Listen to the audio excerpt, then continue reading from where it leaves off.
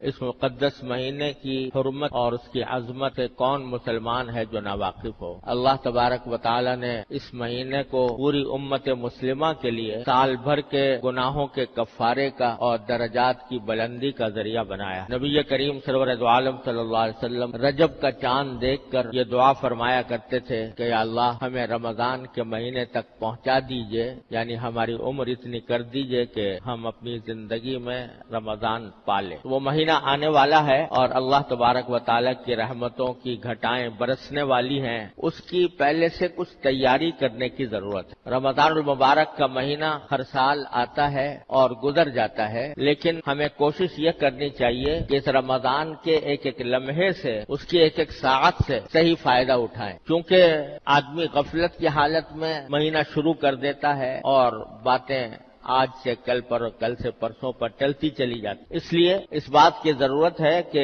شروع ہی سے، رمضان شروع ہونے سے پہلے آدمی اس کی تیاری کرے۔ یہ مہینہ یوں تو روزوں کا مہینہ ہے، رات کے وقت میں تراویح اس میں سنت مؤکدہ قرار دی گئی ہے، لیکن ایسا لگتا ہے کہ یہ پورا کا پورا مہینہ در حقیقت مسلمانوں کو ایک نئی زندگی دینے والا مہینہ ہے۔ 11 مہینے تک ہم لوگ اپنی دنیاوی مصروفیات میں لگے رہتے ہیں اور ان مصروفیات کی وجہ سے بسا اوقات ہم پر غفلت طاری ہوتی رہتی ہے اور اللہ جل جلالہ کے ساتھ جو مضبوط تعلق ہونا چاہیے تھا وہ کمزور پڑ جاتا ہے۔ اس واسطے اللہ تبارک و تعالی نے یہ مہینہ اس غرض کے لیے بنایا ہے کہ جو لوگ سال کے 11 مہینوں میں اللہ تبارک و تعالی کے تعلق سے دور چلے گئے ہیں، ان کو اس مہینے میں قریب لایا جائے اور اللہ تبارک و تعالی کی محبت، اس کی خشیت، اس کا تعلق، اس میں اضافہ ہو۔ اور در حقیقت یہ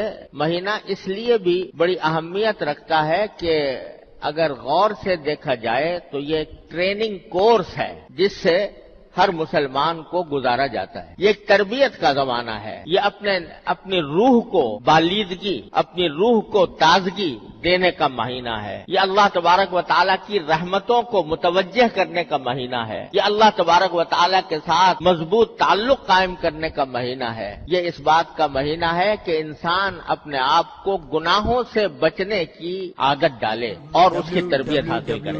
روزہ بذات خود بہت عظیم عبادت ہے، لیکن اس کا ایک بہت بڑا مقصد یہ ہے کہ انسان کو اپنی نفسانی خواہشات پر قابو پانے کی عادت پڑے۔ اسی لیے قرآن کریم نے یہ فرمایا کہ یا ایھا الذین آمنوا کتب علیکم الصیام کما کتب علی الذین من قبلکم لعلکم تتقون۔ روزے ہم نے تم پر اس لیے فرض کیے ہیں تاکہ تمہارے اندر تقوی پیدا ہو۔ تقوی کس چیز کا نام ہے؟ تقوی اس کو کہتے ہیں کہ آدمی کے دل میں کوئی غلط خواہش پیدا ہو رہی ہے، غلط جذبہ پیدا ہو رہا ہے، دل میں برائی کی امنگ پیدا ہو رہی ہے، برائی کا میلان پیدا ہو رہا ہے، لیکن آدمی اللہ تبارک و تعالی کی عظمت کو، اس کی خشیت کو، اس کے جلال کو مد نظر رکھ کر اپنی اس خواہش کو دبا دے، اپنی اس خواہش کو کچل دے، اللہ کے لیے کچل دے۔ اس کا نام ہے تقوی۔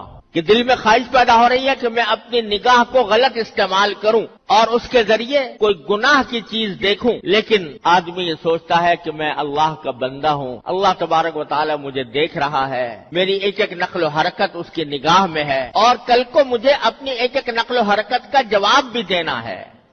من یعمل مثقال ذرۃ شرا یرہ، ایک ذرے کے برابر بھی اگر میں نے کوئی گناہ کیا تو مجھے آخرت میں اس کا جواب دینا ہوگا۔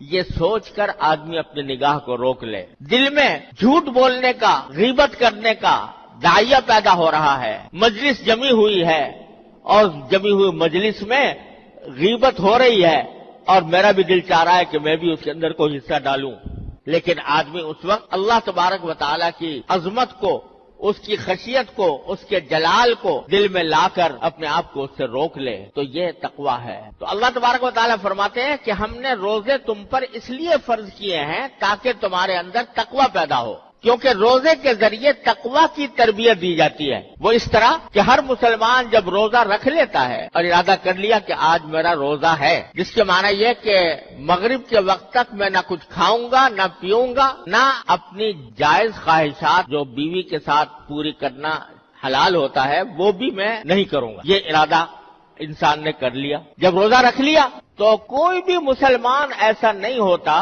کہ جو بھوک کی شدت کی وجہ سے یا پیاس کی شدت کی وجہ سے روزہ توڑ دے. بھوک لگی ہوئی ہے، کھانا موجود ہے، اس کی خوشبو آ رہی ہے، اس کو کھانے کو دل چاہ رہا ہے، لیکن چونکہ روزہ رکھ لیا ہے تو اس وجہ سے آدمی سوچتا ہے کہ میں نے روزہ رکھا ہوا ہے، اس حالت میں کھانا میرے لیے جائز نہیں، صبر کرو، شام تک صبر کرو، جب شام ہوگی اور یہ کھانا حلال ہو جائے گا پھر کھاؤں گا. تو یہ جو انسان اپنی بھوک کی خواہش کو روک رہا ہے، اس لیے روک رہا ہے کہ اللہ تبارک و تعالیٰ کے لیے روزہ رکھا ہوا ہے اور روزہ توڑنا بہت سخت گناہ ہے، اس کا کفارہ بھی بہت زبردست ہے. اس واسطے آدمی رک گیا باوجود بھوک ہونے کے. یہ چیز جو اس کو کھانے سے روک رہی ہے، پینے سے روک رہی ہے، یہ در حقیقت اللہ تبارک و تعالیٰ کے عظمت و جلال اور اللہ تبارک و تعالیٰ کی خیشیت، اس کے حکم کا احترام، یہ چیز ہے جو اس کو ان خواہشات پر عمل کرنے سے روک رہی ہے. تو اللہ تبارک و تعالیٰ فرماتے ہیں کہ روزہ ہم نے اس لیے فرض کیا ہے تاکہ تمہارے اندر یہ تقویٰ کی تربیت حاصل ہو تمہیں.